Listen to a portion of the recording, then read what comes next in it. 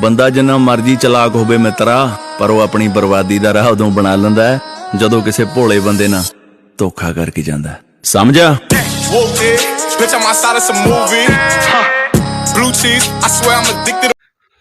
अस्सलामुअलैकुम, मैं हूं मोहम्मद अदनान और आप देख रहे हैं यूट्यूब चैनल टेक्निकल अदनान।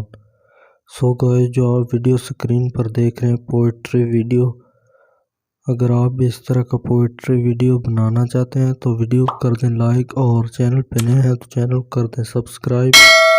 और वीडियो में जो भी मटेरियल यूज़ करूँगा उन सब की लिंक डिस्क्रिप्शन में दे दूँगा। तो चलो वीडियो करते हैं स्टार्ट।